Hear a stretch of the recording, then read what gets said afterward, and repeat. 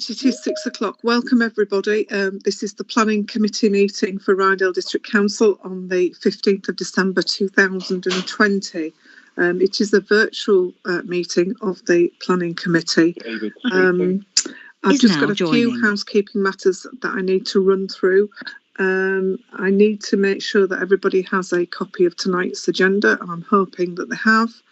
If anybody hasn't, if you can indicate, that would help. Can I also ask, when members are not speaking, to please put yourselves on mute? It just helps with background interference. And if you can indicate you wish to speak either by raising your hand or using the button, or I will go down the list alphabetically as we have adopted in the previous meetings. We do have 2 speakers this evening, and each speaker will be given 3 minutes to present their information, and I will try and warn them when there's 30 seconds left. I think that about covers the housekeeping. If I can turn to agenda item 1, it's apologies for absence. And Ellie, I think we do have one. Yeah, apologies have been received from Councillor Mackenzie and there is no substitute. Thank you. Anybody have any declarations of interest, please?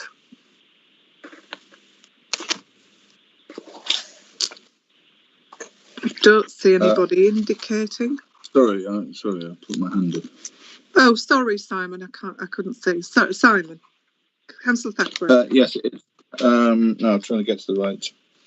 Item 6 on the agenda. I happen to know the applicant, so it's personal, non-pecuniary, non-prejudicial. Thank you. Thank you very much. Anybody else? Simon, could I ask you to put your hand down, please? And then it just clears. Thank you so much. Minutes from the last meeting. Have we had the minutes? Yes, I think we have. Sorry, has everybody seen the minutes? And is everybody happy with the minutes? If you indicate that if you're not happy, then I'll take it that we're going to go through with them. Chairman, just to clarify, these are the minutes of the 24th of November. Both of the December meetings will be dealt with in January. That's so lovely. We had a meeting last week, but this is from the November meeting. For the 27th, November meeting. Yeah, thank you very much. 24th of November. Is everybody, if you're not happy with them, if you can indicate. Okay, I'll take it that they're okay. Thank you very much. Item 4 is urgent. Sorry, somebody raised their hands? Councillor Thackeray. Yes, Chairman. It's just probably me getting confused with dates. This particular meeting, looking at Land OS Fields, York Lane, Flaxton. I think I'm confusing that with the FOSS project, aren't I? Yes, I am. I'm sure I am. Yeah. Okay. Yeah, that's different. Yeah. Yeah. Thank you. Okay. Thank you. Thanks for that. Urgent business. Well, I have no urgent business. So then we'll move on to the schedule of applications, and we'll start with item 6, which is, my shuffle papers, forgive me, members.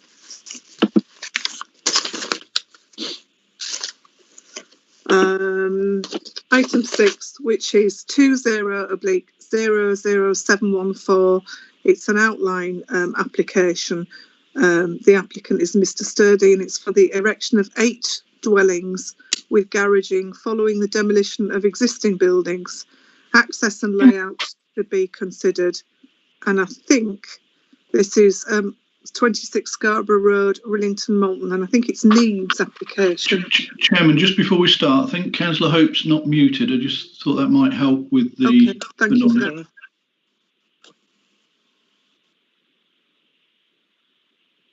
That's lovely. Thank you very much. Neve, over to you, please. Thank you, Chair.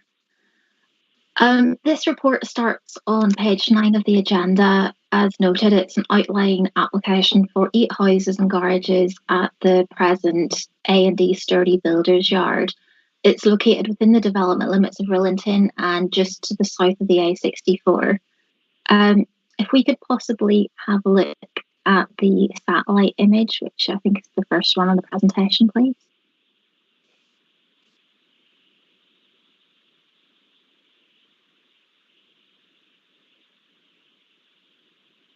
I'll just perhaps give this a minute to load up. Neil, I think we can see it. It may be your connection. So do you want to assume we can see this? Okay, perfect. That's fine. Yeah, so with the satellite imagery, you're able to see two buildings in particular that I wanted to highlight. The one to the left-hand side is a very kind of large commercial builders storage building. And then to the right-hand side of the satellite imagery is the red brick office building. And from this satellite imagery, you can also see that the site is predominantly surrounded by other residential properties. That's to the northwest, to the east, and the south. And it is, just with the exception of the car garage to the north, in separate ownership. So at this stage, this application seeks approval for access and layout only.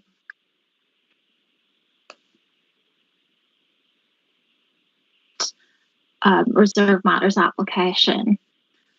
So I'll go through the photos shortly, but I think as part of this overview, I think the satellite imagery is probably going to be most useful. So in the report, it was concluded that in principle, this development is considered acceptable and in line with the requirements of policies SP1 and SP2, the local plan strategy, as it relates to the redevelopment of brownfield land within a service village for housing. And as you'll have seen on the proposed layout plan, there's a mix of bungalow, 1.5 story and 2-story dwellings proposed in different sections of the site. And this is designed to be sensitive to the nature of the most closely adjoining dwellings at those points. Just following the publishing of the report, we've recently discussed adding an additional condition to ensure that any future dwellings are undertaken in accordance with how that has been marked out on the plan, to make sure that there's just an extra level of control on that. It will be an approved plan, obviously, but this just gives us that extra level of control, which I think is definitely preferable. We believe that each property would have a proportionate amount of residential amenity space afforded to it, with a detached garage and off-street parking. It's also considered that at this outline stage, the site can be developed with sufficient separation between existing properties, and this will ensure the amenity of adjoining residential properties can be maintained. So whilst the outline, we can't consider the final appearance of the scheme at this stage, careful consideration has been given to appropriate conditions that will help to ensure a high level of residential amenity in the future. Some of these included conditions will cover the submission of pre-commencement window details, boundary treatments, landscaping, and the removal of permitted development rights as well. The access itself will be extended from the existing public highway within what is presently a cul-de-sac at St Andrew's Court, and you'll be able to see that that's on the eastern boundary of the site. The access along the A64 will be walled off. What there is at the moment along the eastern side is actually a pedestrian entrance associated with the builder's yard, and this has been legally retained in the owner's ownership, although in recent years it has been used as a little section of front garden for number 2 St Andrew's Court. In terms of the highway arrangements, both North Yorkshire Highways and Highways have both confirmed they are satisfied with that, subject to the recommended conditions. And overall, there are a number of representations and objections made to this proposal. I have fully detailed those in the report, so I won't repeat myself, but many of the issues identified can be controlled by a planning condition. There also have been some improvements made in terms of providing clarity on access for 28 and 28A Scarborough Road, and the repositioning of the garage closest to number 2 St Andrew's Court, as was requested. It's considered that this proposal wouldn't result in unacceptable impacts upon residential amenity to those existing properties along St Andrew's Court as a result of harmfully enhanced vehicle movements. So at this point, I was hoping to go through the photographs. I actually can't see these at this moment in time, but I have made some notes. So photographs 1, 2 and 3 will show the present access from the A64 and the existing buildings on the site. So perhaps if we could go through 1, 2 and 3, just with a few seconds on each, then that will give you a sense of the existing kind of site layout at this moment in time. Neve, can I just check? Can all the members see the photographs? I've seen them, but I can't see them at the moment, and I just need to know if members can see the photographs. I think everybody, somebody's raised their hands, but I can't see who it is. It's me, Madam Chairman. I can't see the photographs. You can't see them either? No, we have this problem. No. Sorry, Snowy, but I think everybody else can. I've got photographs in the notes anyway. Okay, thank you. Sorry, Neve, do carry on. Sorry. No, that's fine. Those will be exactly the same photographs as we should be looking at now. So yes. Hopefully if I just describe them, then that should be okay. So if you've seen the first 3 photographs, if we could move on to photograph 4, please, Ellie.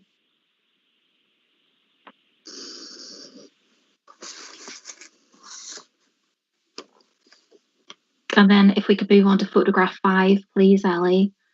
Photographs 4 and 5 are looking westwards from the site onto the rear gardens associated with the residential properties to the west.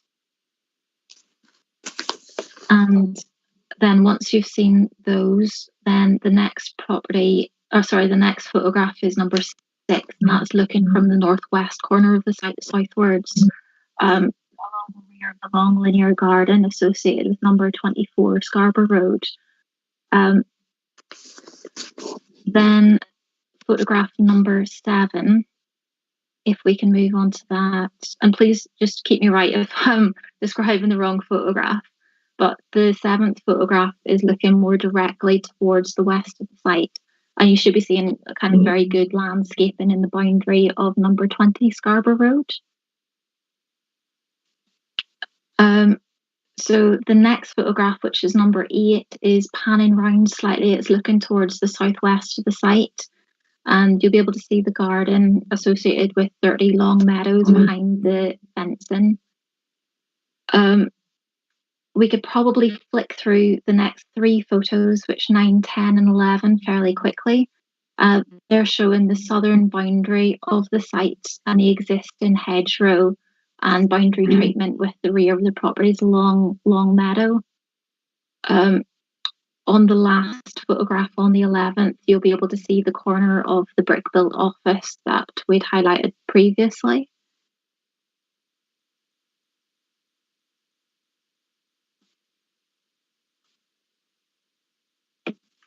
So if I'm ready to move on to the next photographs, number 12 and 13 are looking towards the southeastern corner of the site, and you should be able to see the property to St Andrew's Court, which is the property where the garage was amended to be in closer proximity to afford a little bit more privacy for them. And those properties along St Andrew's Court, the closest to the site, were also developed by the applicant. So that's just really a point of reference. If we can move on to photographs 14 and 15, we would be looking towards the rear of the bungalow, which is number 1 St Andrew's Court. And you're also able to see the rear of 28 and 28A Scarborough Road. We can probably just flick through those fairly quickly. That is in the closest proximity to where the proposed bungalow would be.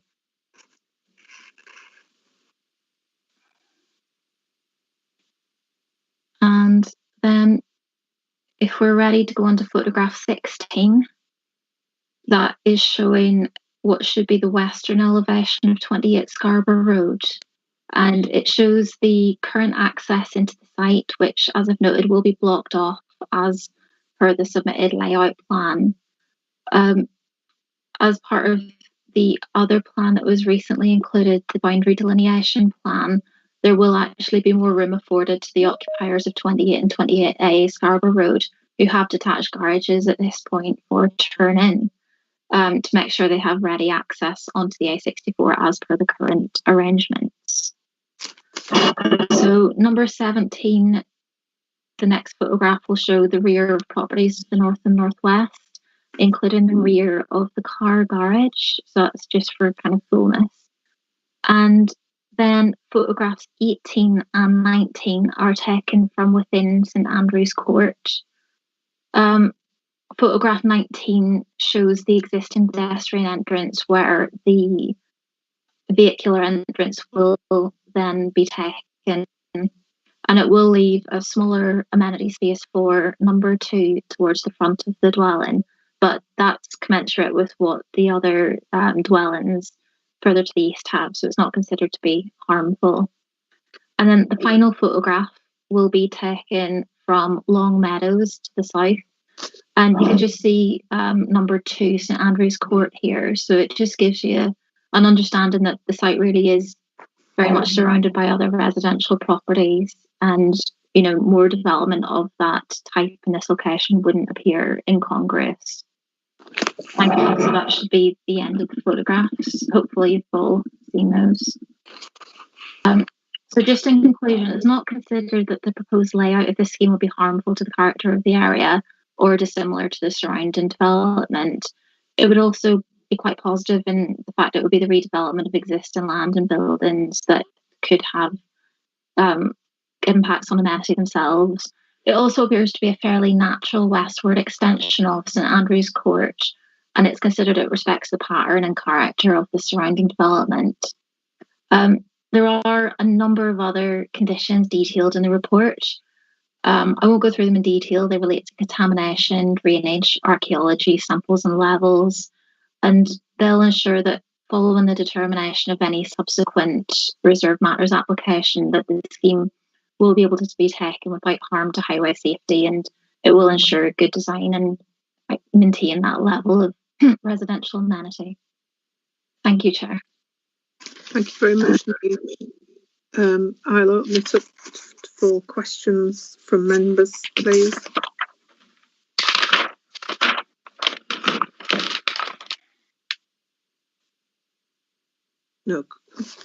No questions? Councillor Andrews. Sorry, Chair, I thought you were going to read this out alphabetically as you usually do. Just a question on the post. How many? How wide is it? Do you know? Chairman, I can't hear Councillor Andrews. I'm not sure if anybody else can. I can now. Can you hear me now? That's better. Thank you, Councillor Andrews. Just talking about the width of St Andrew's Close. How wide is it in sort of feet and inches, and how many car widths can there would there be across it, if you like? So in other words, is it wide enough for 2 cars to pass easily with other cars parked on either side of the road? Thank you, Chair. Chairman, the carriageway width is 5.6 metres, and into the site there are 2 footways either side, whereas within the site there is just the 1 footway, because obviously it's only for a limited number of dwellings. So yes, it meets standards. Thank you, Chair. Paul, could I ask you to put your hand down if you've finished asking questions, please? Does anybody else have any questions for the officers? I did have one, and I apologise, Neve, because I should perhaps have asked it, but there's no suggestion of any kind of climate change mitigation with solar panels or air source heat pumps or anything like that. And I've been through the condition and can't find anything. And I know it's only an outline application, but I just wondered if we should have had something in there asking for some of those issues to be looked at.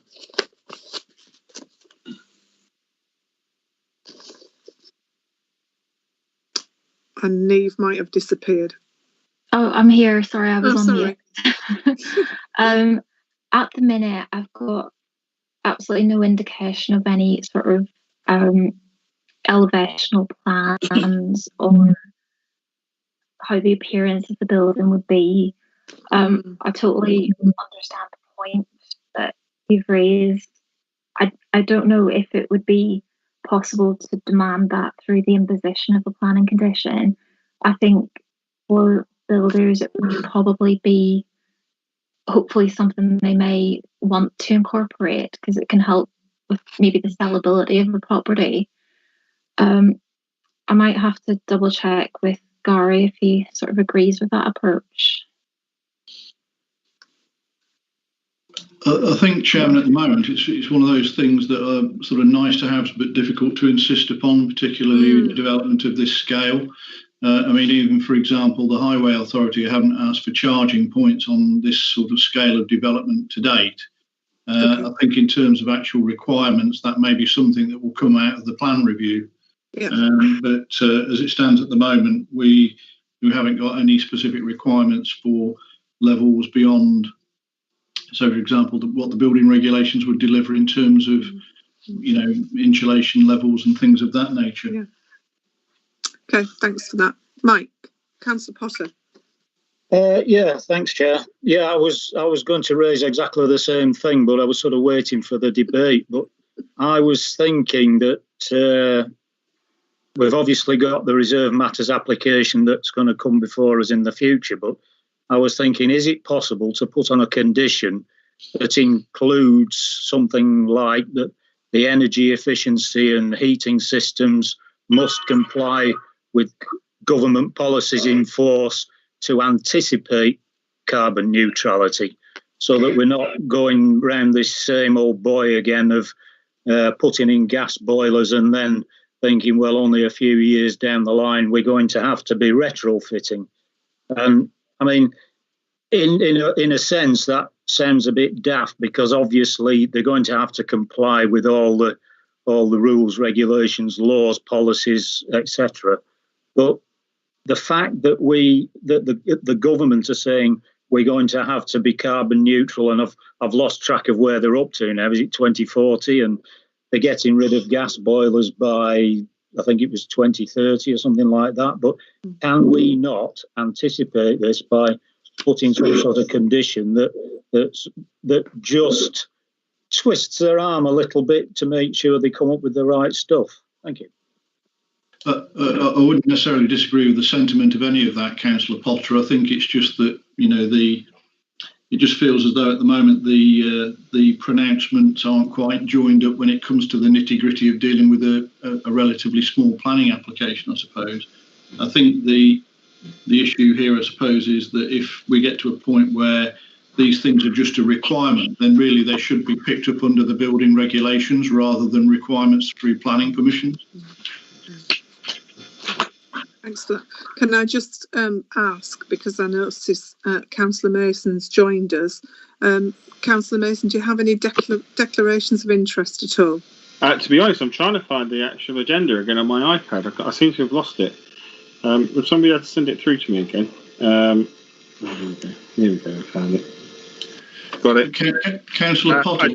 I'm not sure at the moment. I'll come back to you in a sec. I'm just getting myself. I'm literally just straight through the door. So. Thank you. Yeah. Thanks. Can I just clarify when Councillor Potter joined the meeting? Councillor Mason joined the meeting. I've just noticed him now, so I think 20 past. I think the point is, if Councillor Mason joined after the presentation had started, then he probably is not in a position to take part in the vote. Item 6. Yeah. Completely agree with you, Gary. To be honest, it's a shame, but yeah. I can offer an opinion on renewable energy if you want me to. No, thank you. Thank you, but no, thank you. Right, item 6 is actually Rillington, which I think is Nathan Garbutt Moore's ward. So if nobody has any other questions, I'm going to throw this one open to the committee because we don't have a local member. And nobody's rushing to pick it up. Oh, Councillor Bailey. Thanks, Chair. I'll kick it off if nobody else will. I think the report's actually quite thorough, and apart from the questions that remain, particularly because it's outline, so long as we have reasonable safeguards on the number of properties and the positioning that we're expecting. I think it's a good report and the right recommendation, actually. So I would move it if that helped move business. Thank you, Councillor Bailey. Anybody else wish to speak? Councillor Andrews. I would just second that, Chair. Thank you.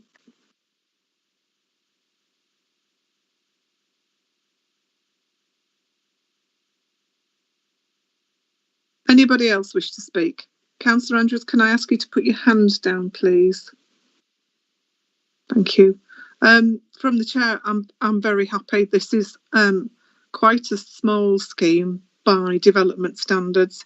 It makes good use of what has become probably an area of commercial use which is surrounded by residential, and moving it back into residential use sympathetically, if the outline application is the steer, I think is a good thing. I think it regularises the whole residential nature of Rillington Village, and I'm happy to support my colleagues who have moved and seconded the application. So if nobody else wishes to speak, I'm going to propose that we move to the vote. And I can't see anybody else wishing to speak, so I'm going to go down the list. Councillor Andrews, are you? And it's for, against, or abstain? For, Chair. Thank you. Councillor Bailey. For. Thank you. Councillor Cleary. For. Thank you. Councillor Goodrick, I'm for. Councillor Hope. For. Councillor Mason can't because he wasn't here. Councillor Potter. For. Thank you. Councillor Thackeray. For. Thank you. And Councillor Windress. For.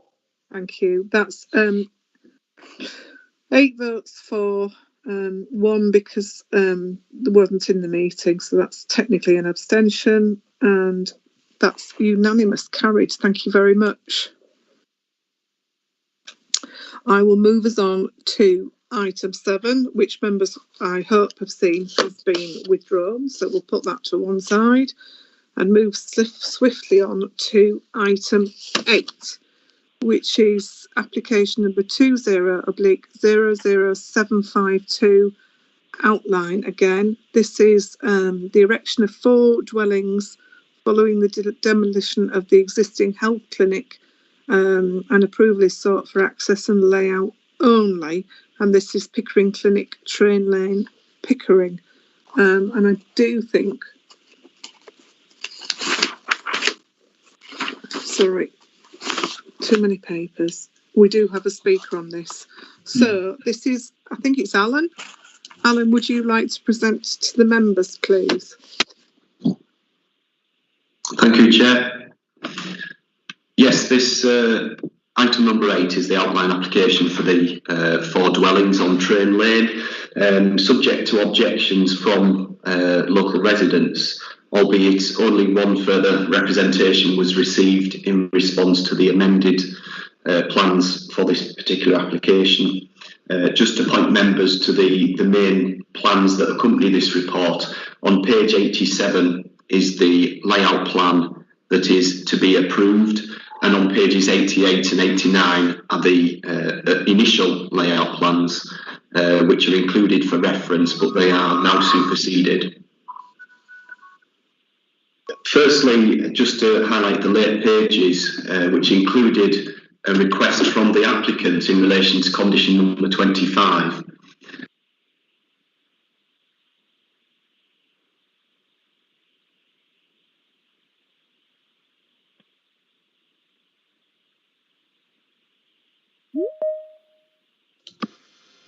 We appear to have lost Alan. Can we retrieve him? It says he's still in the meeting. It doesn't say that he's left. I'm back. Is Alan disappeared?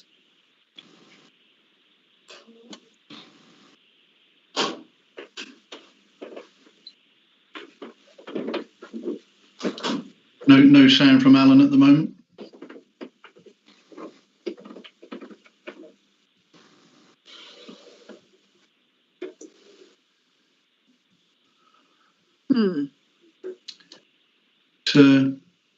Chairman, I just wonder if one of the officers can try and phone Alan to advise him that he may not even know he's not. Yes, not please. He might not here. be. Yeah. I've just messaged him to say that, to ask if he's okay and that he's still showing us in. But I haven't had a response just yet.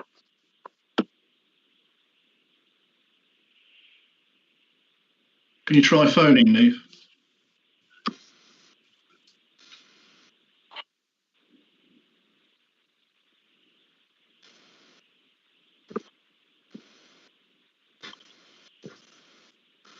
Yeah, will do. Just calling him now. Thank you. Chair, can I make a suggestion that if this happens again, that we move from the next one on the agenda so another officer can continue and we go back to this, so we don't have to wait for people to try and get back in again? Yeah, I don't disagree with that, but let's see if we can just get him back in this time, and then if we can't, then we'll move on and bring it back, slightly alter the agenda and go move on.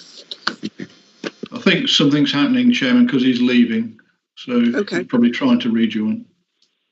Yeah, I just passed on that message from Paul. So. I must say, Teams has been playing up all day on various meetings, to be honest.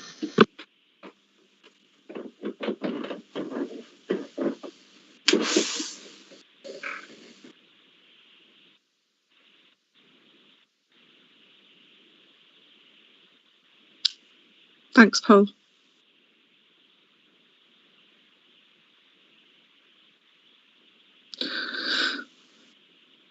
Assuming that he's not getting in, shall we move on to item 9, Gary, and pick this up when Alan can get back in, hopefully? Yes, I think that probably is the most appropriate thing to do. I think I'm not sure if the speaker's actually with us at the moment. I'm looking for Rachel. No, it's not coming back. So we'll move on to item 9, Chairman. Item 9. We'll move on to item 9 and come back to item 8 later. Thank you. So this is item 9, application number 20/00876. This is the erection of buildings to the rear, new shop front, garage doors, change of use, alteration and internal remodelling of existing flats, some demolition of existing buildings to the rear, to include the rear bungalow to form a community hub, to include 2 number supported bedrooms, step down flats, one bedroom flat for short stay family visits or assisted living support staff, cafe, rebound, sensory room, hydrotherapy pool, transition space, multi-use spaces and sensory garden. And the location is Greystones Cafe, 126 Eastgate, Pickering. And I think it's Rachel, and I'm hoping Rachel's with us. Sorry, Chairman, I just noticed that Alan seems to be back in the meeting just as you finished saying all that. Do you wish to revert or not? Alan, can you hear us? I can hear you now, yeah. Yeah, apologies for that. Okay, well, let's revert to Alan since we've got him, because he might disappear again. Sorry, Rachel. So we'll go back to item 8, members. Sorry.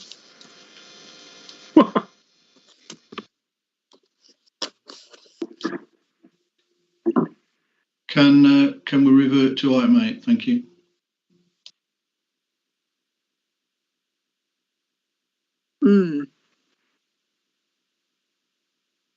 Alan, can you hear us?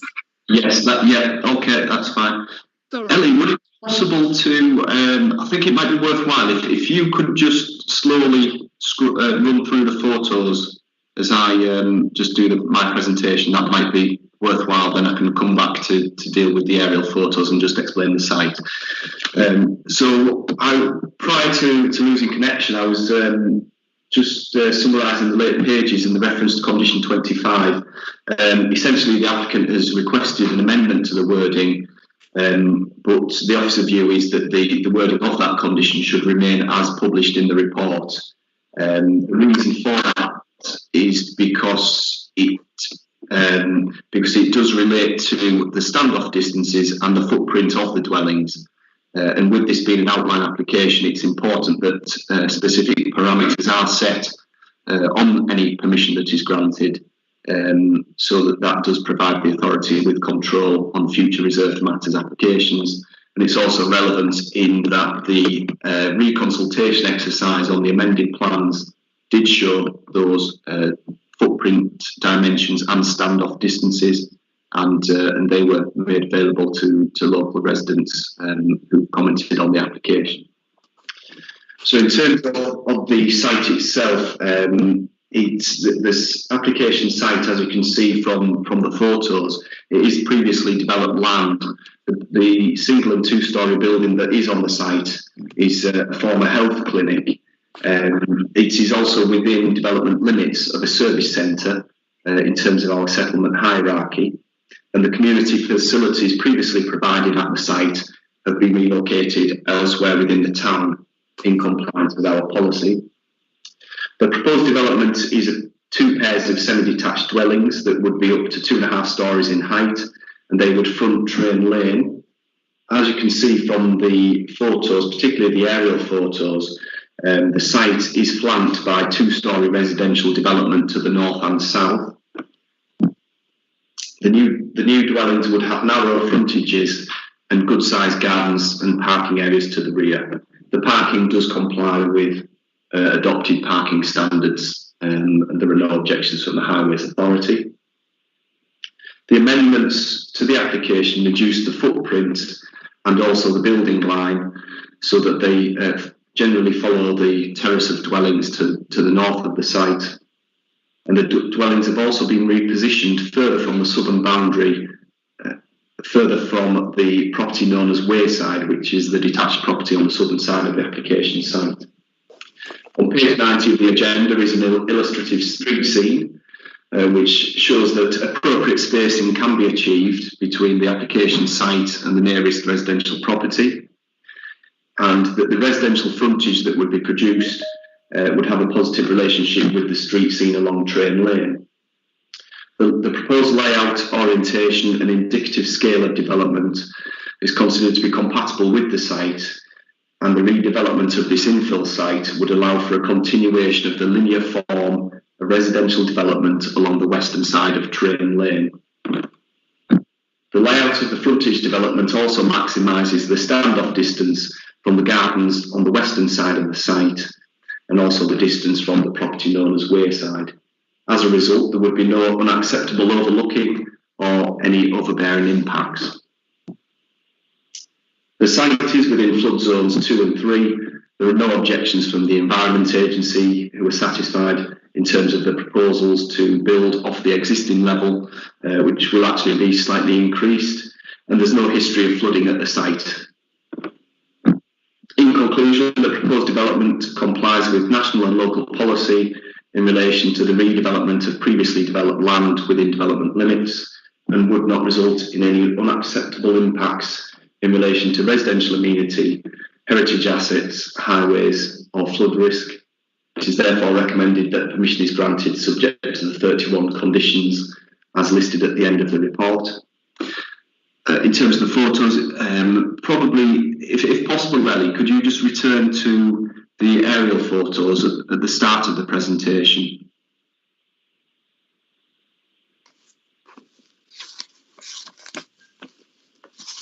Yeah, thank you. Yeah, so that these photos have just highlighted the position of the property known as Wayside on the southern side of the application site, and the terrace of properties numbers 1 to 6 Train Lane to the north. The boundary of the conservation area follows the northern boundary of the application site, and as you can see, the site is within the centre of town. If you could just move along to the one after this slide, please, Ellie. This is a aerial photo actually taken from the applicant's supporting document. I think it illustrates the frontage along the western side of Train Lane very well. As you can see, on the right-hand side of the application site is a terrace of 2-storey dwellings, quite small dwellings, and then to the left on the southern side is the detached 2-storey dwelling. The properties On the far left-hand side of that photo are those that front Southgate, and they are 2.5 stories in height. So in terms of the indicative scale, the proposed dwellings would be generally a similar height to those properties along there. And then to the rear, you can also see the gardens, the long gardens that extend back from the properties that front Southgate on the western side of the application site. Okay, so I won't run through all of the photos, and I'll just pick up on the photos again if there's any questions from members. Thank you, Chair. Thank you, Alan. We do have a speaker this evening. It's the agent, Mr. Sweeting. Mr. Sweeting, can you confirm you're in the meeting? Yes, I am. Can you hear me? Right. Mr. Sweeting, if you would like to make your presentation, you have 3 minutes, Mr. Sweeting, and I will try and give you an audible warning when you've got 30 seconds left. Thank you. Good evening, councillors. My name is David Sweeting, and I'm the planning agent for this application. This proposal seeks to redevelop parts of an unoccupied and unattractive building into 4 semi-detached dwellings with 4 beds in each. We have worked with the case officer throughout the pre-application and post-submission stages to ensure the most acceptable scheme is put forward. I note that the application is recommended for approval and therefore do not wish to speak for long. It is, however, worth highlighting a few key elements of the scheme. No objections are raised by the local highway authority, Environment Agency, Yorkshire Water, Environmental Health, or the building conservation officer, who recognises that the development would improve street frontage and make a positive contribution to the character and appearance of the conservation area. No objections raised by the town council. The principle of residential development is supported given the site is located within the development limits of Pickering and constitutes redevelopment on previously developed land. The loss of the previous use of the building as a community facility is accepted as there is a more suitable, accessible and enhanced facility existing at the Pickering GP surgery. It is recognised that the proposed dwellings would have a positive relationship with the street scene. The distance from the southern property has increased from 2.8 metres in the original submission to 5.2 metres as currently presented, which is considerably more than the existing building, which is 2.9 metres at its closest point. The proposed parking aligns with the adopted parking standards. The development will not create conditions prejudicial to pedestrian safety, and the impact on the local highway network is likely to result in a reduced number of trips being generated. The footprint of the new dwellings will be less than the existing building, and therefore an increase in soft landscaping will be provided, which will improve the street scene. In conclusion, the proposed development of the site has 4 dwellings with a frontage to Train Lane. It's an opportunity to improve the street scene in this part of town, contributing to housing supply and make a positive contribution to the character and appearance of the conservation area. I therefore ask that you accept the recommendations of your officers and approve this scheme. Many thanks.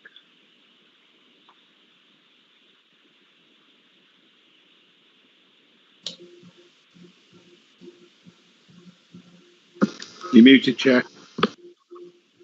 Thank you, Councillor Mason. I'll open it up to questions from members, please. Chairman, could we ask everybody to go on mute again who's not speaking?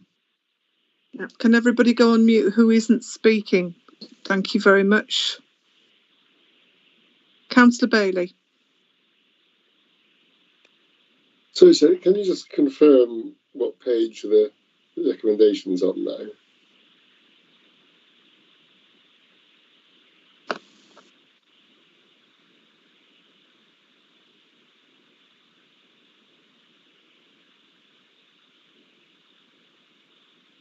Recommendation is on page 78 of the agenda.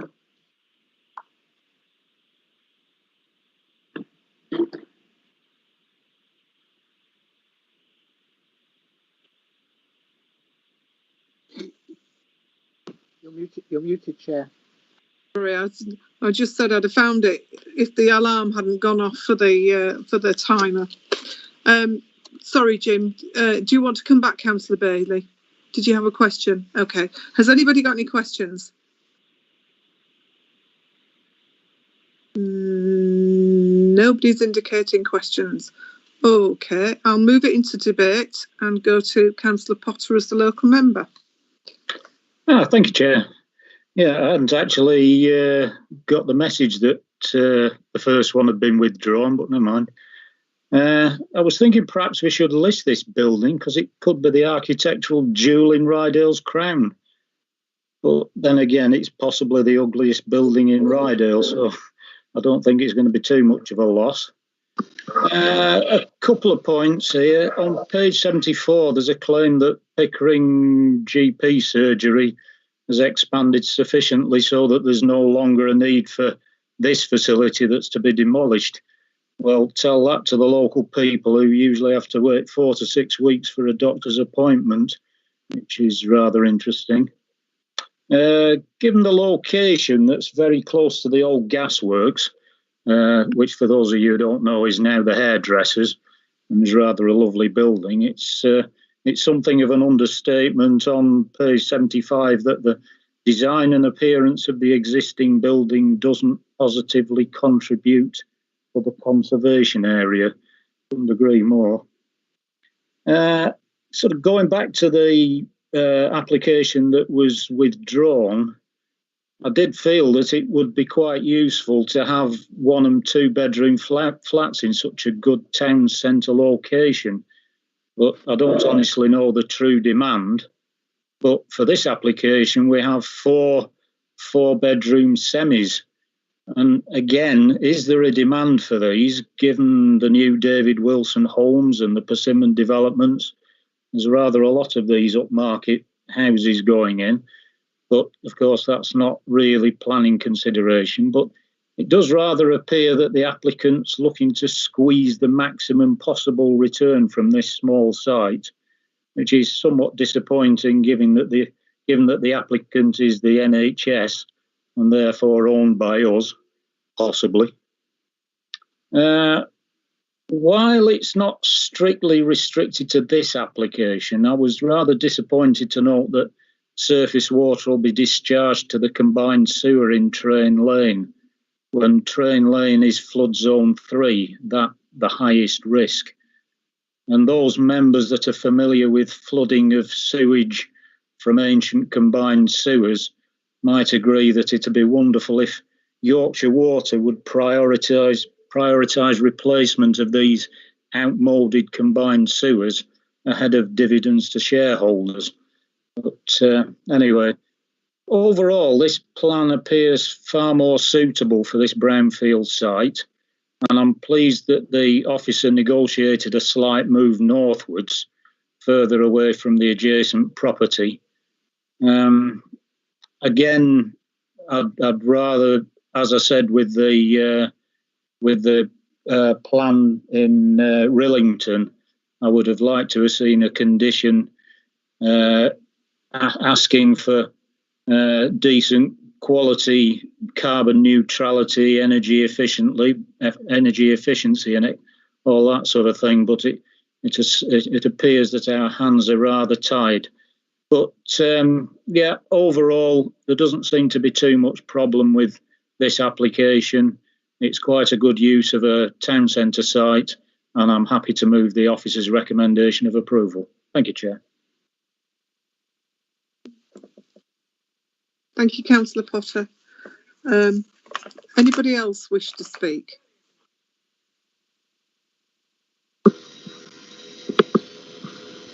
Councillor Mason. Yeah, sorry. I'm just referring back to the previous meeting.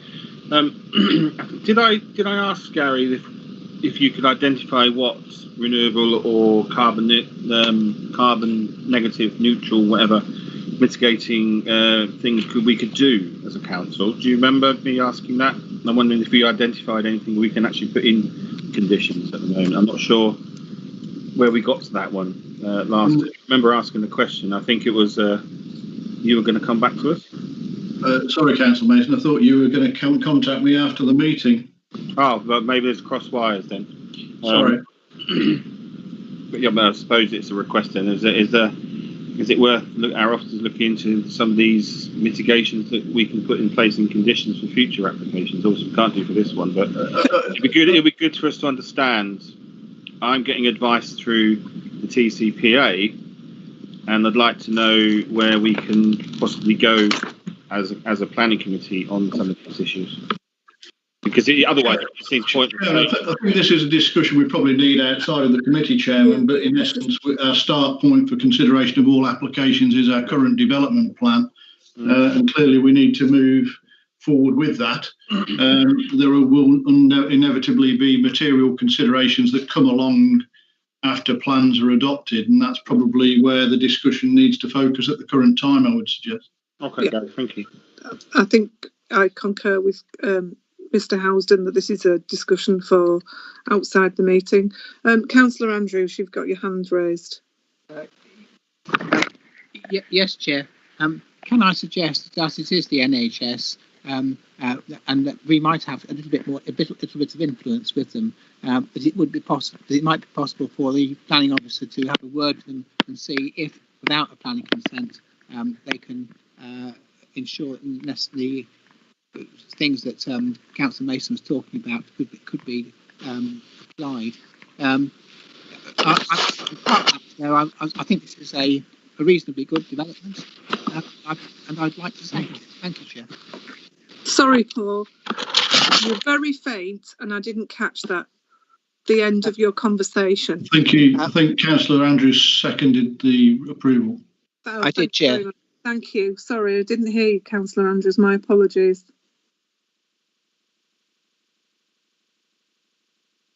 Anybody else wish to speak? Councillor Andrews, could I ask you to put your hand down? Thank you. Anybody else wish to speak? No. Right. So, on the basis that it has been moved and seconded by Councillor Potter and Councillor Andrews, please may we go to the vote for, against or abstain. Councillor Andrews. For, Chair. Thank you. Councillor Bailey. For. Councillor Cleary. For. Thank you. Councillor Goodrick, that's myself. For. Councillor Hope. For. Thank you. Councillor Mason. For. Thank you. Councillor Potter. For. Thank you. Councillor Thackeray. For. Thank you. And Councillor Windress. For. Thank you very much, members. Thank you, Alan.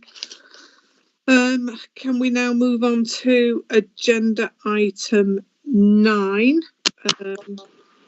Do members wish me to read this out again? We've read it out previously, exiting. Or can I just do the item number? Yeah. It's application number 20/00876 full. And I'm going to hand over to Rachel. It's on page 112, members, and I'll hand over to Rachel for the presentation. Yes, thank you, Madam Chair. Yes, I will save you the pain of having to read out that description again. Yes, it's a scheme that comprises a number of elements. It involves a cafe and community space in the ground floor of the existing original building, with what is termed step down and respite accommodation within 3 units on the first floor of the building.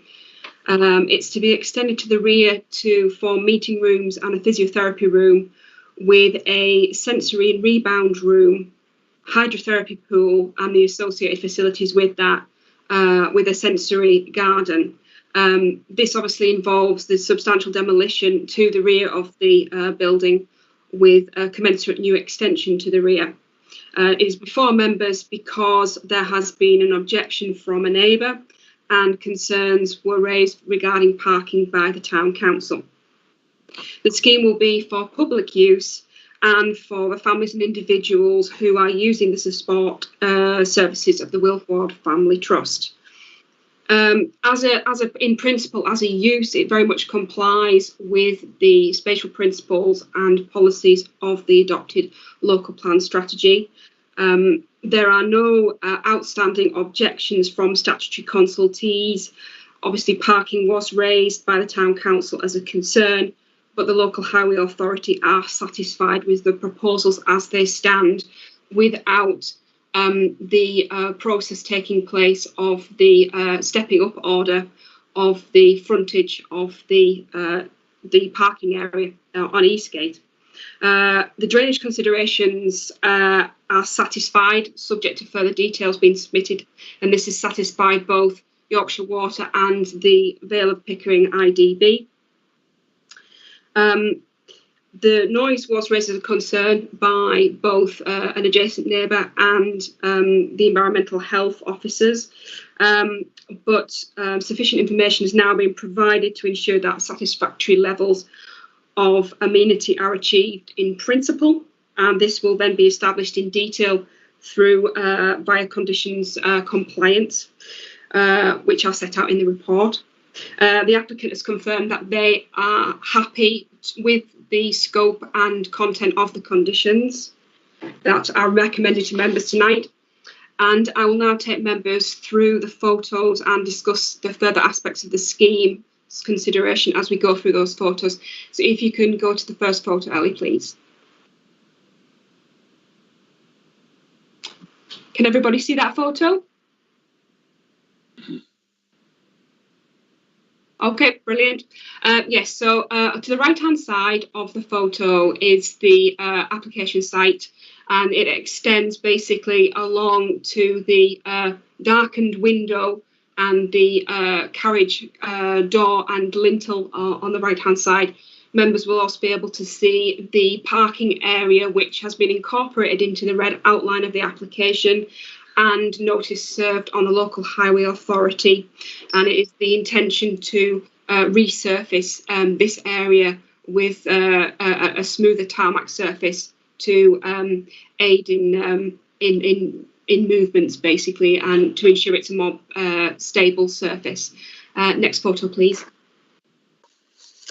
So this is just taken from the other side of Eastgate, from the Eastgate car park, looking across to the application property.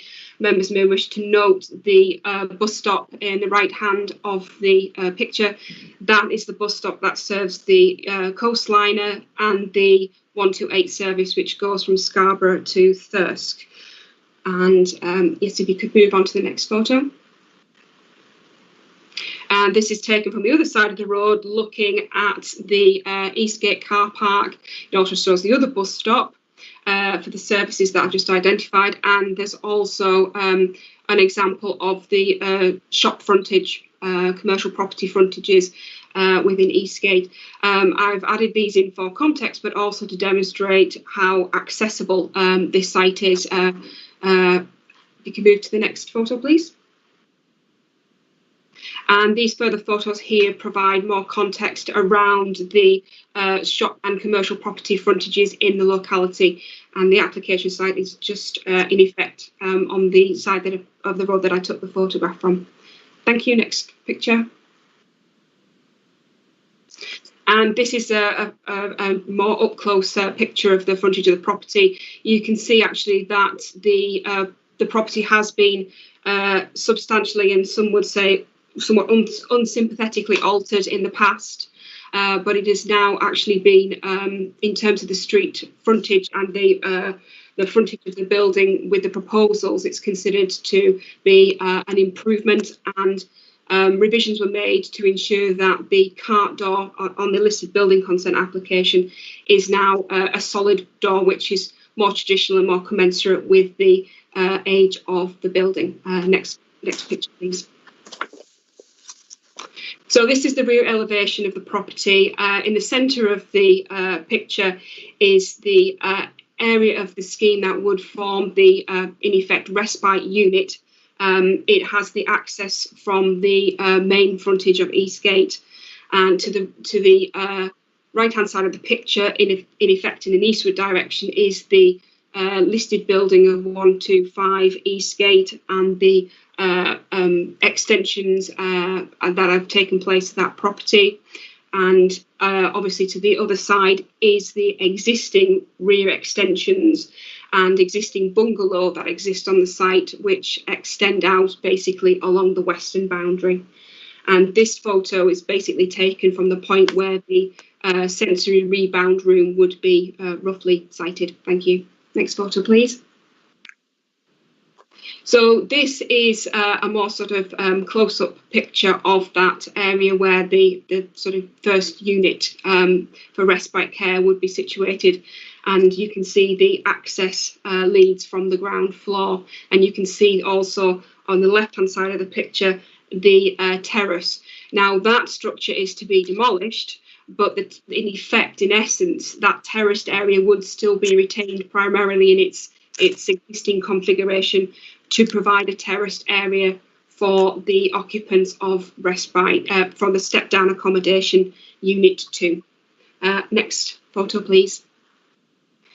And again, that's looking in a slightly more oblique easterly direction towards the properties on the eastern side of the site.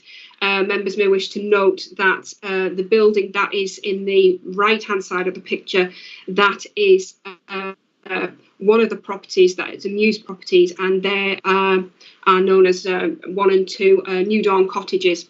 But there is no windows or open apertures or any sort of openings on that elevation. Next photograph, please.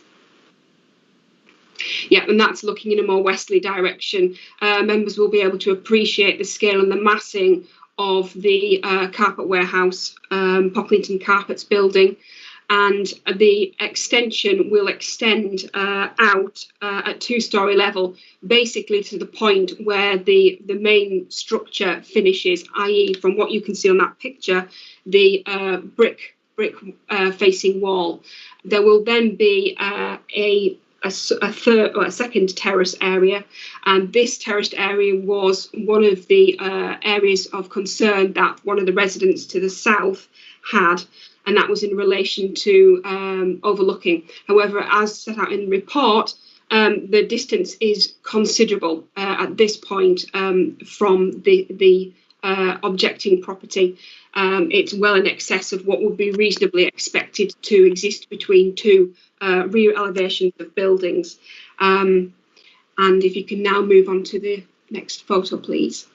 So within the when members look at the site plan, you will see that actually the site doglegs and it actually widens in its sort of southern extent, and it's at this point that the pool complex will be built. Now this photo shows that there are 3 residential properties at some distance away from this particular elevation of the building, and it will be sited so that the most sensitive element of it in terms of the plant room will be sited within a sort of corner recess that's developed from the existing buildings of the carpet warehouse. So Ellie, if you could move on to the next photo, this should demonstrate this better. So yes, you can see the dogleg of the wall, and you can see the return that's created, and the most sensitive part of the pool room in terms of noise will face onto that elevation there that you can see before you. Next photo, please. This is the southern elevation of the site, looking in a slightly more westerly direction, and this is looking primarily onto number 11 Outgang Lane, but also members may wish to note number 15, which is the one of the objectives to the application. Their properties on the left-hand side of this shot, and their garden area extends principally across this southern elevation, and it is their outbuildings that you can also see in the more immediate foreground adjacent to the stone wall. Next shot, please. So this is a photo that I took to demonstrate that, in effect, the height of this southern boundary. It's approximately at my eye level, so it is around 1.5 metres in height, and it may be that they intend to put some further coping stones on the top, but we consider that a satisfactory level of residential amenity is already afforded to those existing properties. If you can scan to the next photo, please, Ellie. And again, that is the same boundary wall, but just from the eastern elevation. Members may wish to note in the right-hand corner, that is the rear elevation of number 15. And these buildings that you see primarily in the shot, these are the outbuildings to that property. Next photo, please. So this is taken from looking northwards back to the site, and members can see the Mews properties that are numbers 1 and 2 New Dawn cottages, and you can see there that in effect they have no ability or capacity to experience any adverse residential amenity impacts as a result of the development that is being proposed as part of this application. Next photo, please. Yes, that is just a close-up of the boundary wall that is in relation to those properties on that eastern elevation. It is slightly higher than the southern boundary, and it also has the coping stones on top. Thank you. Next photo. This is taken from the first floor of the existing extensions. Members can note the sort of principal wall from the existing car park warehouse, and the fact that the 2-storey element won't extend beyond that, but there will be in effect in the area that's occupied currently by the bungalow, there will be a 3-metre area of terrace for the occupants of step down unit number 3 to enjoy some residential amenity privacy up there. If you can move to the next photo. Yes, and that is the existing terrace that provides and that will be in the same position, in the same configuration in the proposed proposals, and that will serve unit 2 of the step down accommodation. If you can go back, Ellie, to the previous photo, I missed something. Yes, so if members can look into the distance, you'll be able to see number 11 Outgang Road, and number 15 Outgang Road. And number 15 is the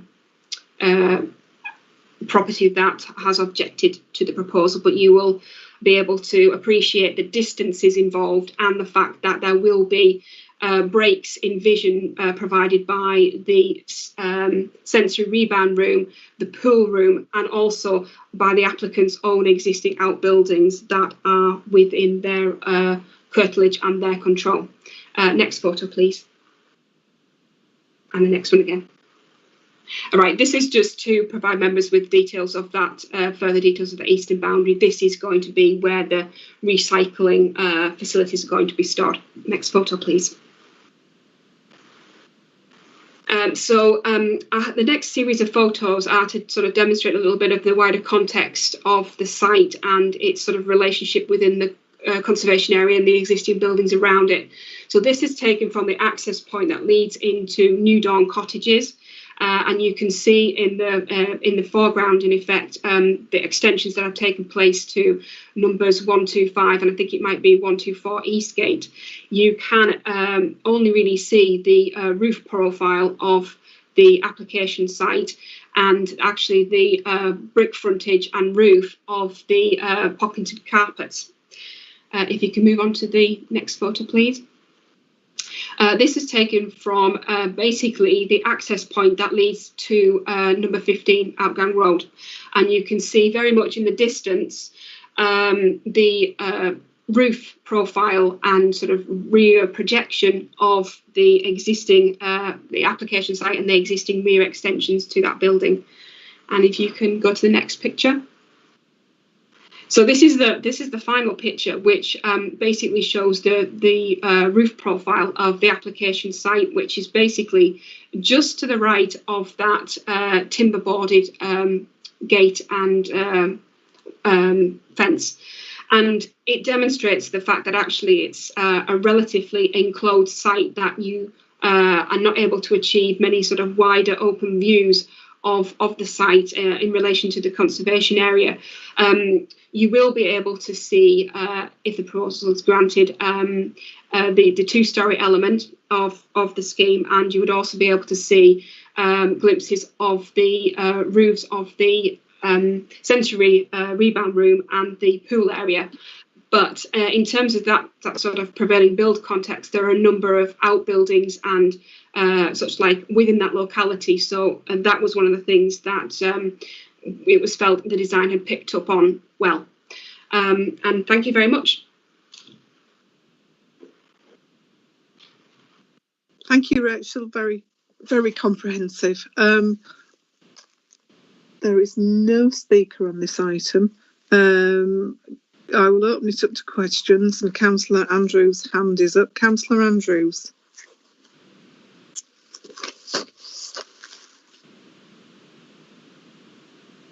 Councillor Andrews, you're on mute. Yes, Chair. Can you hear me now? Yes, thank you. What can you tell me what kind of trust the Wilford Trust is? Is it a charitable trust, and does it deal basically with respite homes for elderly or incapacitated people? Just a matter of information, please, Chair. Thank you.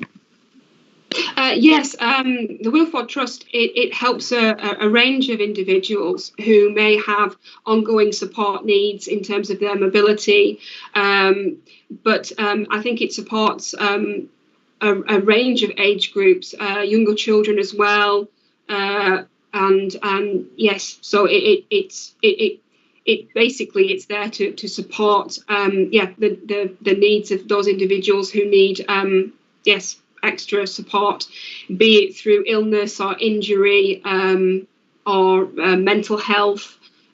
So yes, it's quite an encompassing, broad encompassing organisation. If it helps Councillor Andrews, it also supported individuals with Down syndrome, etc. It's a very valuable community asset.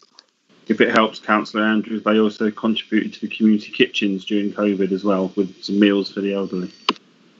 Thanks. Councillor Bailey. Thanks, Chair. I should know this, but just looking at the conservation area, and there's quite a lot going on in this application in quite a small spot. And so the officer said, well, you can't see it from other places in the conservation area. So is the character of the conservation area about what is there or about what you can see? Just explain to me the tension between those. Well, yes, Councillor Bailey, yes.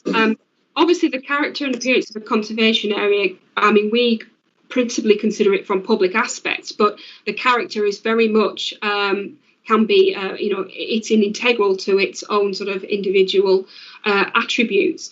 Now, this part of the conservation area, the property depths are quite considerable, and over time there has been gradual developments of and expansions of buildings. For example, the New Dawn cottages that I referred to, they have been a development that's been formed from outbuildings. And there is a range of outbuildings already within the site.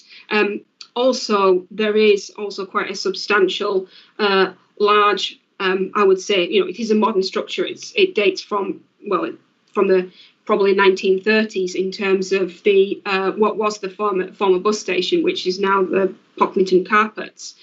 One of the concerns that we had earlier on in the pre-app stages was the fact that in effect, the massing of the building, if there was no sort of distinction made within different parts of the roof profile, it could be quite substantial.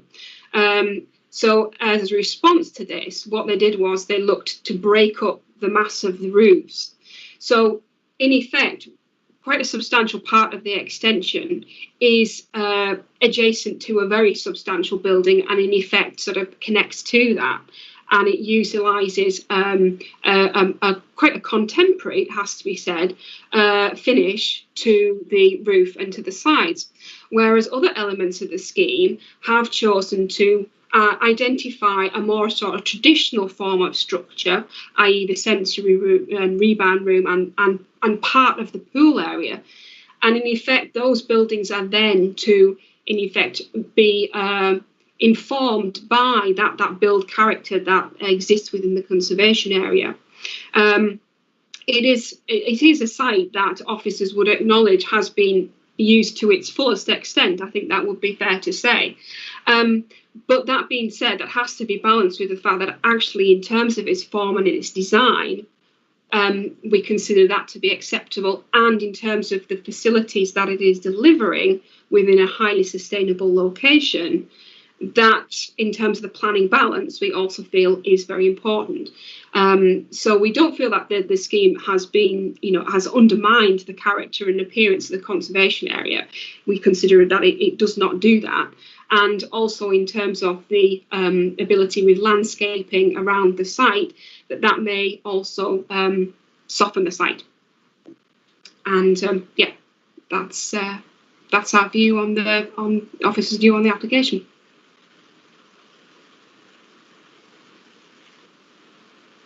Thank you, Rachel. Councillor Cleary.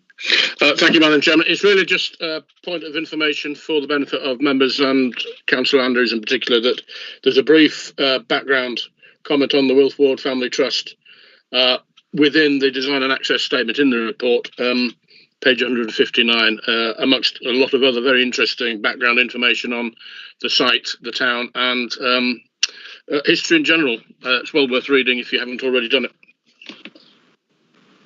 Thank you, Councillor Cleary. Can I just make a small comment, Rachel? I was just looking at the conditions, and condition 10 says 1 metre of, I think it's built wall. We find the conditions again. I think should it say 1 square metre? Yes. A 1 square metre panel. That's for in effect the stonework. Yes, it just says 1 metre, so I thought should that be a square metre? But thank you for that, Rachel. I just thought bring it up. Councillor Cleary, your hand's still up. Is that deliberate? Thank you. Does anybody else have questions for the officer? No. Okay, I'll move it into debate. Councillor Potter, back to you. This is Pickering. This is your ward. Me again. Good help. You again. Thanks, Chair. Yeah, I didn't like the look of that hydro pool. It didn't look too inviting to me. And you'll be pleased to know that it's eventually stopped raining in Pickering as well. So, anyway, on to this one. That's a very thorough and well-written report, once again, by Rachel. Thank you. The Wilf Ward Family Trust are an excellent organisation, and they do great work locally and employ quite a few people as well. This application appears to be relatively low impact, but very beneficial for a currently unused site, and more than likely to improve the current hodgepodge of buildings, even if most of them can't be seen by the public. Wilf Wards also appear to be far more progressive than average with renewables and heating systems, etc. in this application.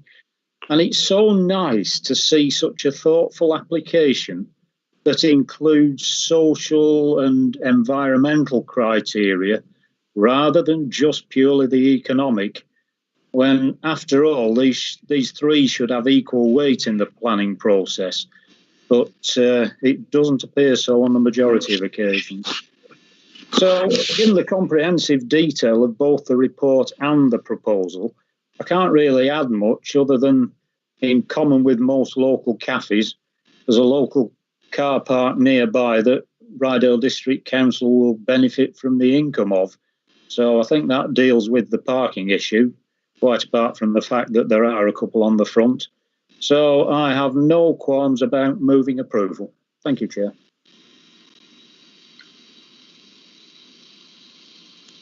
Thank you, Councillor Potter. Councillor Mason. I would like to second that proposal.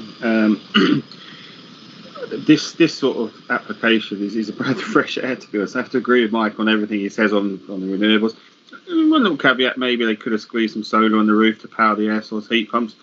But I do like the way they've actually thought about the noise abatement as well regarding the heat pumps provision as well. They've really put some detailed thought into this application, and I think this deserves to be approved, to be brutally honest, because of the thought that's gone into it, compared even to the previous one, which was just, again, the same old, same old. So I think, yes, I'm more than happy to second this one.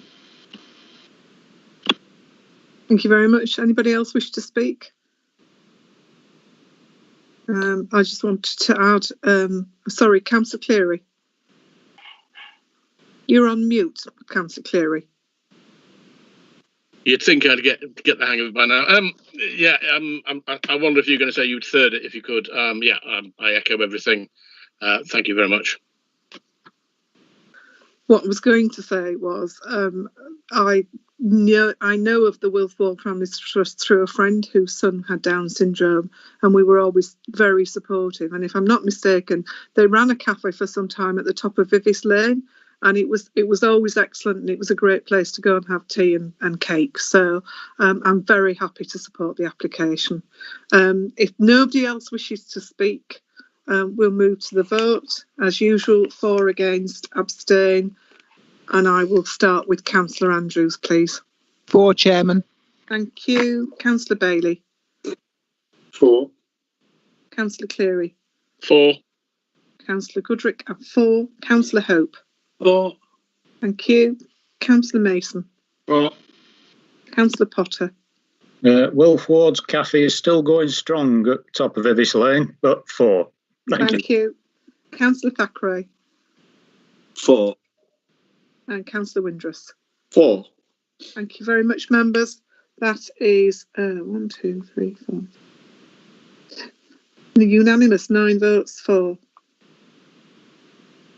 Thank you. That's carried.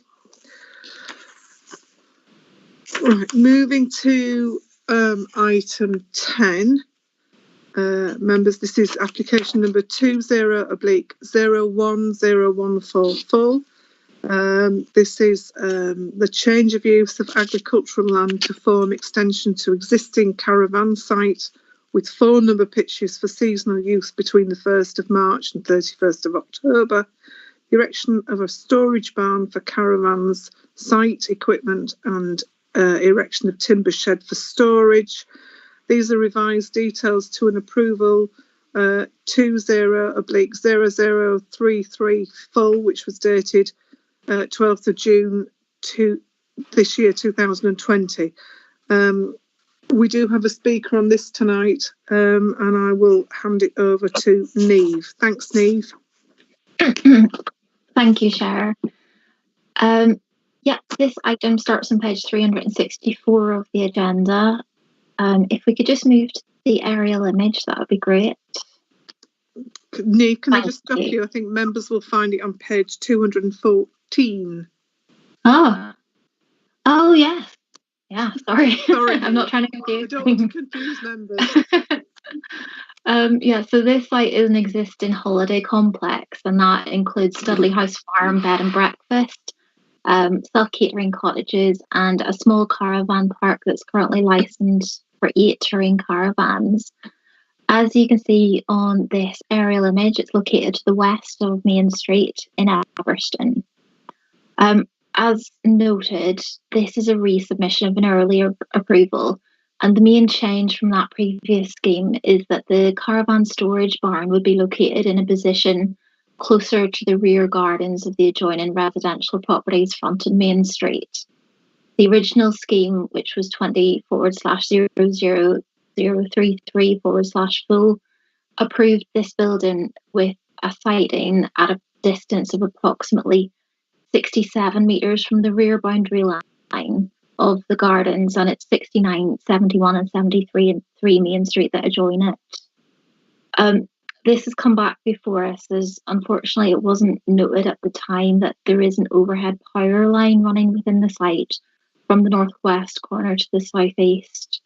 The applicant has since been advised by Northern Power Grid that no buildings can be positioned within 5 metres of either side of this. So consequently, this revised scheme includes the caravan storage barn positioned as westerly as possible, and it achieves a 37 metres minimum distance from the boundary shared with the neighbouring properties. In our view, this allows an acceptable distance, and it also allows an acceptable distance from the power line.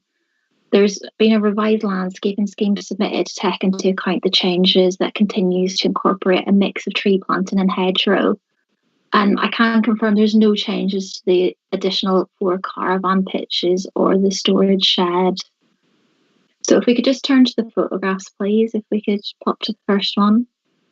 I'm just going to give you a quick overview of the site. Some members will probably recall this, but I think we have had some new members in the interim. This is looking at the front access to the site towards the south of the village, and the next photograph is looking towards the northern part of Main Street. And if we could just have the next photograph, please. This is some of the existing holiday accommodation within the site. And if we could just move to the next one, please. Now, this is a photograph taken from the northwestern corner of the field, and you'll see to the right-hand side of the photograph that is where one of the two telegraph poles is located. And you can see on this the position of the overhead lines running at an angle within the site diagonally. And then further towards the east of the site, you can see some of the residential properties that we've previously discussed. So if we could just move on to the next photograph, please.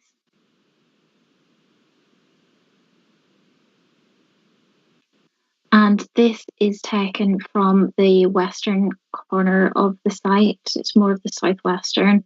Again, you can see the overhead power lines from a different angle. So the building would be located 5 meters to the east of the power lines at this point, which you'll be able to recall from the proposed site layout plan. If we could just move to the next slide, please.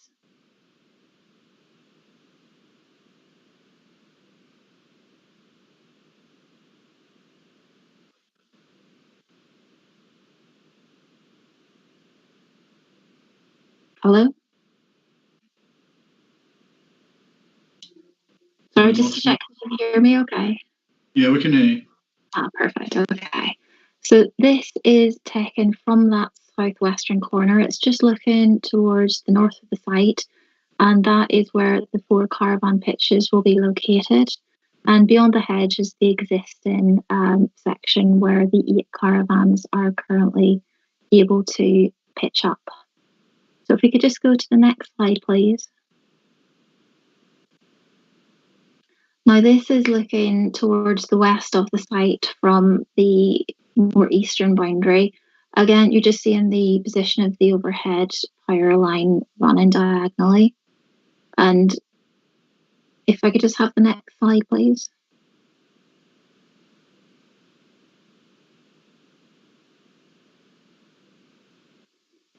And now this is looking towards the eastern boundary of the site with the rear gardens of 69, 71 and 73 Main Street. And there's kind of a different variety of fairly low boundary treatments between the two at the moment. Now, in the location of the previous photograph is where the majority of the landscaping will be undertaken, which you'll have been able to see as part of the proposed site layout plan. So if we could just move on to the next one, please.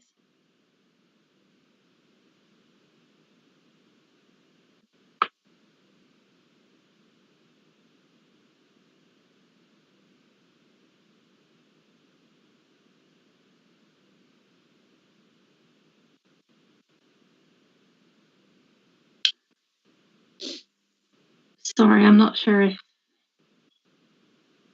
you've heard me. If we could just move on to the next slide, please. Brilliant. Yep, so this is looking towards the northern part of the site, and beyond, well, just to the right of the caravan is where it meets the access to the existing caravan site, and there will be quite a lot of new landscaping in this location. So we can just move on to the next slide, please. And this is looking at the site from the north looking south, and the area that's sort of closest to the residential properties is kind of a functional garden, vegetable growing area associated with the application site. And if we could just move on, please. This is just a view from the location where the access will run into looking towards the existing hard standing associated with the caravan site, which is just to the northwest of this picture. So we can just move on to the next one, please.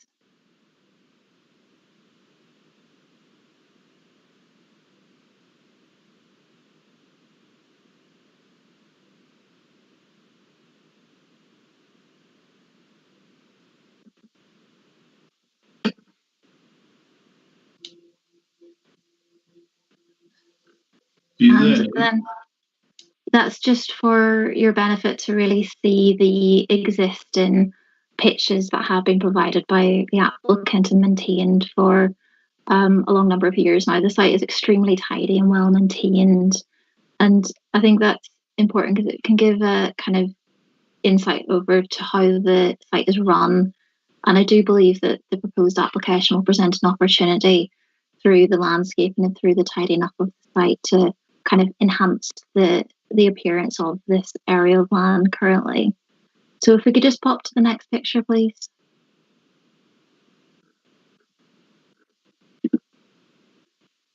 And the next picture, please. Yeah, so just to the left-hand side of this existing shed is where the proposed storage shed will be located. There's no change to this from the previously approved scheme.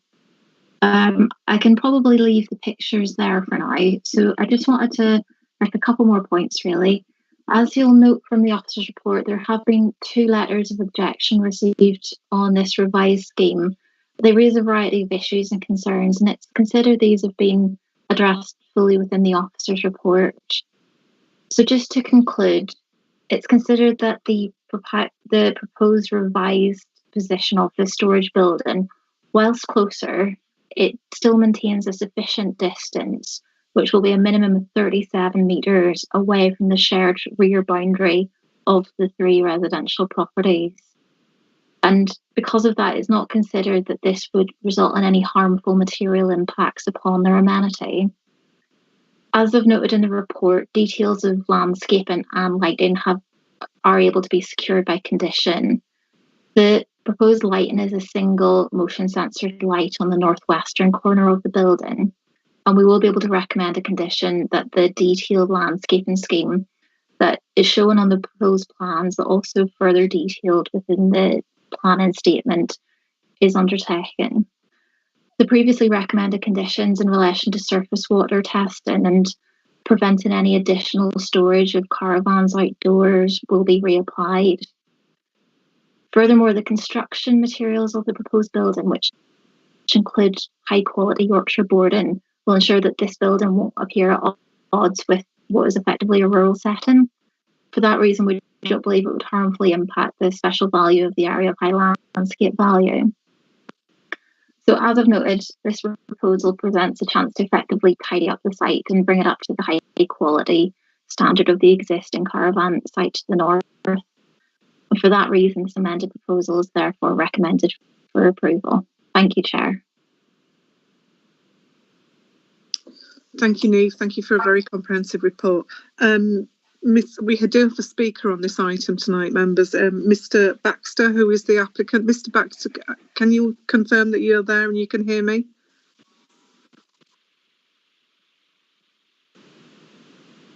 Mr. Baxter, I can't hear you. I think he's trying to get off mute. He's still on mute, I think.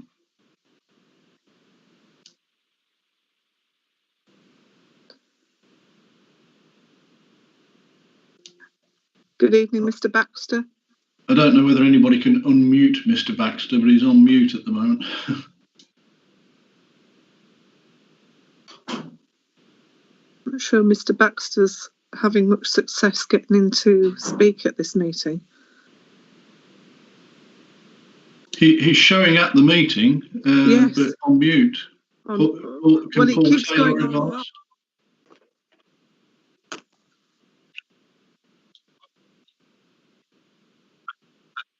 Yes.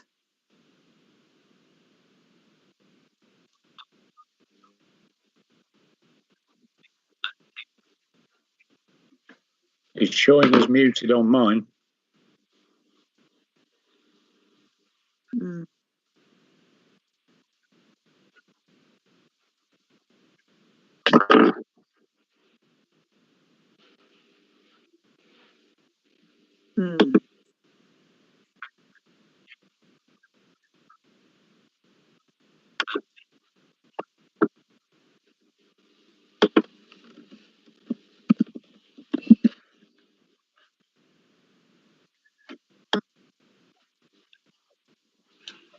think Mr. Baxter has obviously heard that. He's left the meeting, so we'll just give him a few seconds to rejoin.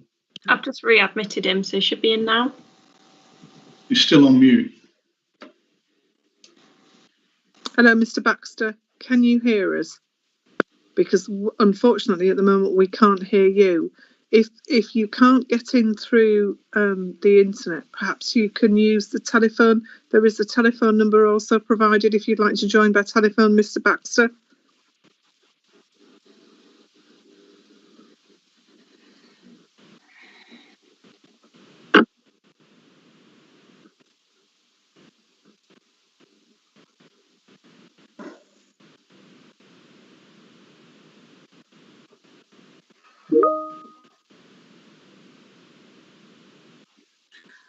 I do have a telephone number for Mr. Baxter if it could be done that way around.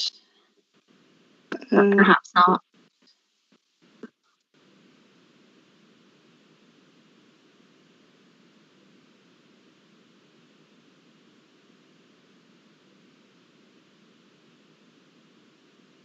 Thanks, Paul. Mr. Baxter, if you can hear this, if you'd like to join by telephone, the telephone number is 0203 855 5316. And if you go to the speech bubble, you will be able to see that on your computer as well.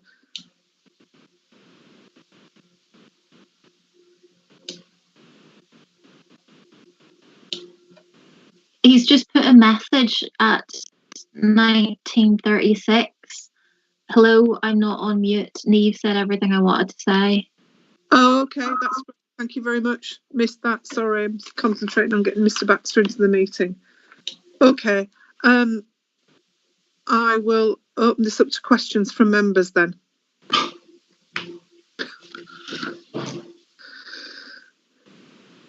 No questions from members?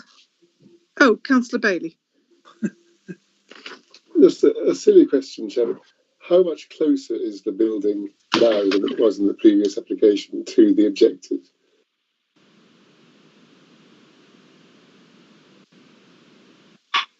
Thank you, Councillor Bailey.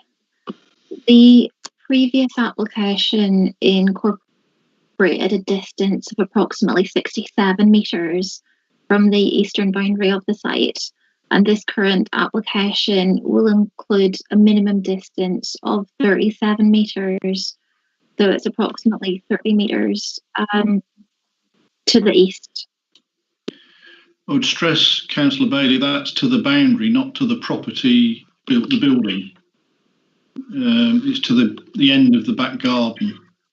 Yeah, and they are quite long back gardens. They're quite generous amenity spaces, as you can see from the satellite image. I can't measure it accurately, but it's approximately 30 metres between the rear boundary line and the kind of nearest part of those properties, I believe, thereabouts.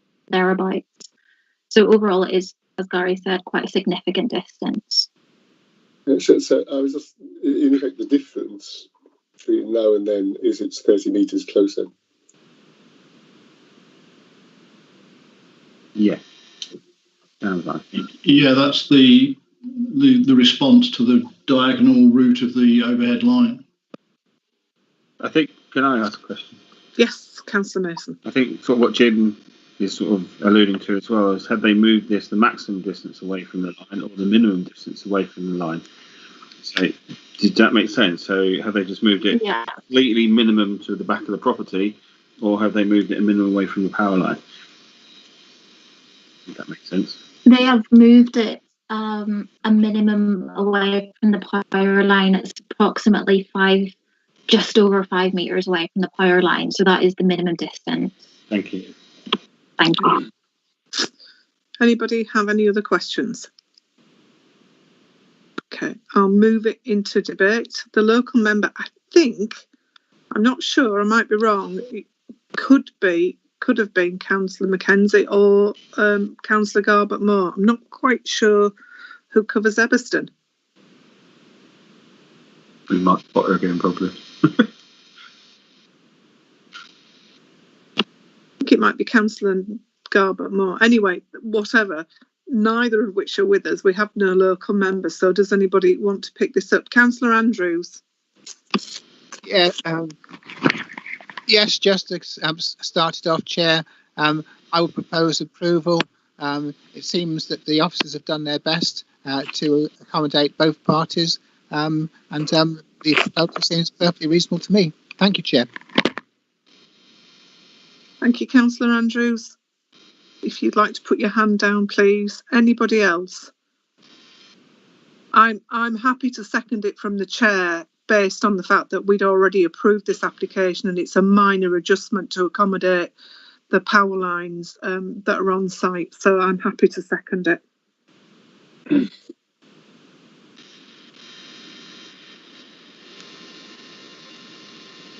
In that case, members, if everybody's finished with the debate, we'll move straight to the vote. Councillor Andrews. For, Chair. Thank you. Councillor Bailey. For. Councillor Cleary. For.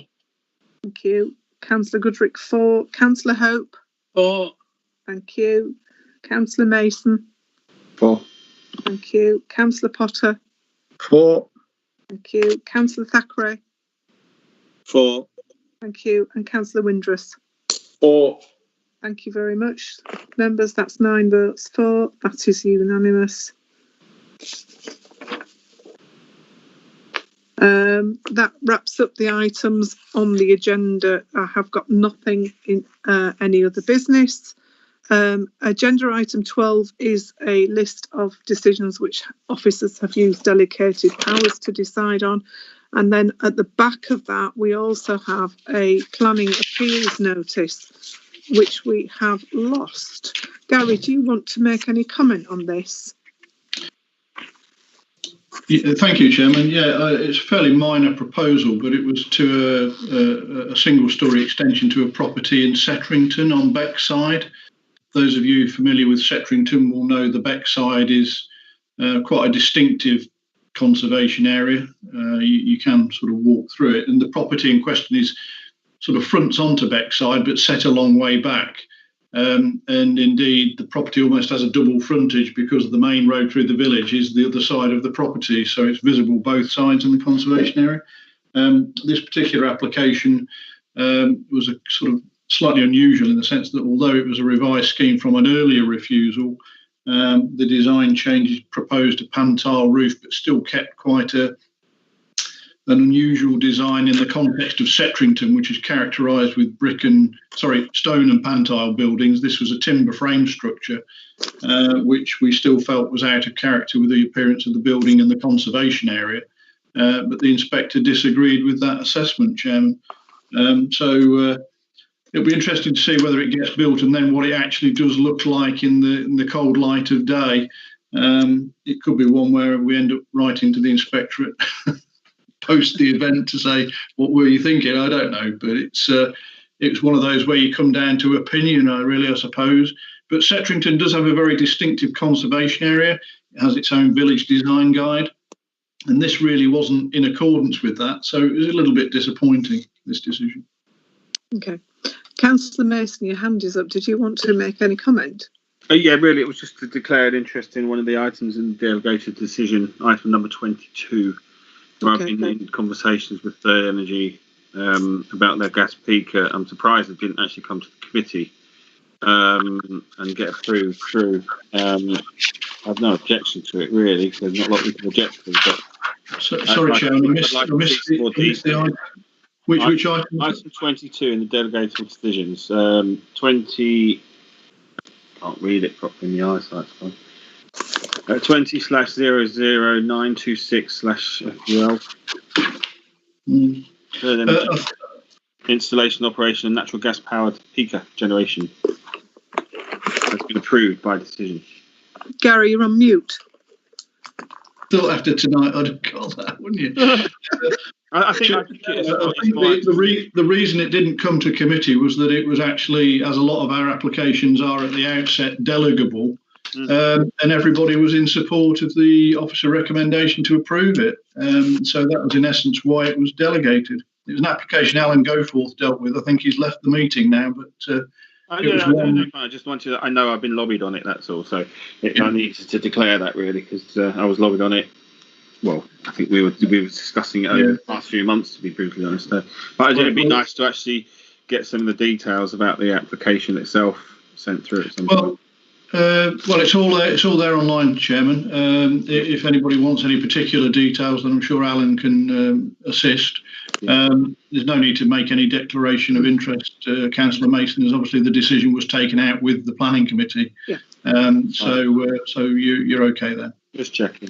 Thank you for that. Councillor Potter.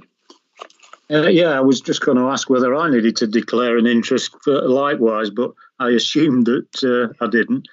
Just a quickie for Gary. Will you, if you believe that it is out of character, you will actually write to the inspectorate and point that out, I presume? Well, we've done so in the past. I think the issue here is I think we probably need to. We've got the before photos, Councillor Potter. I suppose what we need now is the after. Because I think as at the pre-meet, Councillor Goodrick was saying, well, the worry about this is the sort of precedent that, once something's approved once, then, does that encourage others? And the answer to that is, well, we really don't know. I've always taken the view that bad precedent doesn't necessarily make a good reason for repeating the decision. But we have on occasions in the past written to the inspectorate post the event and post the development to draw attention to the merit of the decision, because you end up really dealing with a judgment here. Yeah, because that was my old ward, so I know Sennington well, and I go through there quite a lot, and it is such a distinctive little village. Sorry, Setrington. I think you meant Setrington, not Setrington. Yeah, it really is such a distinctive village, and it's all built in the style of an estate village.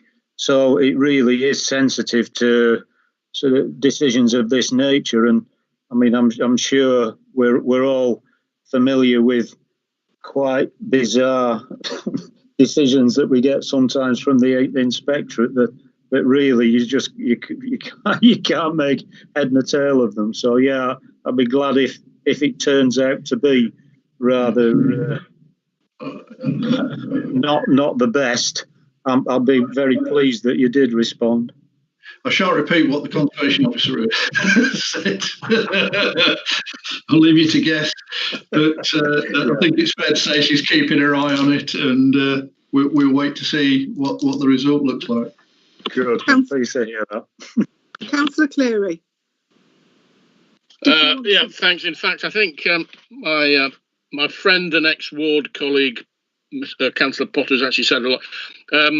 Setrington not only is a very distinctive village, but the parish council is particularly active in the way it protects its what happens planning-wise in the village, and I'm sure they'll be very keen that we have this last throw of the dice, as it were. And I know there's currently a county council application going on at the school. It'd be interesting to know how that goes. But failing that, thank you very much. Other than to wish Madam Chairman the very many happy returns of the day. No. Check that quiet, Chairman. 21 again. Happy birthday and then happy Christmas for next week. Thank you, members. Thank you. It's 10 minutes to 8. We've done very well this evening to get cleared up before 8 o'clock. If I don't see you now between now and the new year, I wish you all a very Merry Christmas and a Happy New Year. And let's hope 2021 gives us a better year than 2020 has given us in terms of COVID, etc. So thanks to officers. Thank you for all your support and thank you for all your hard work. It's always, as ever, much appreciated. Members, Merry Christmas and thank you for the birthday felicitations as well. Merry Christmas, everybody. Bye, everybody. Happy birthday. No, thank you. Bye. Well done, Gary. Okay. Merry Christmas, everybody. Bye. Cheerio. Everybody. Bye. Didn't you bring the champagne, Caroline? No, unfortunately not. That might happen on Friday. Oh,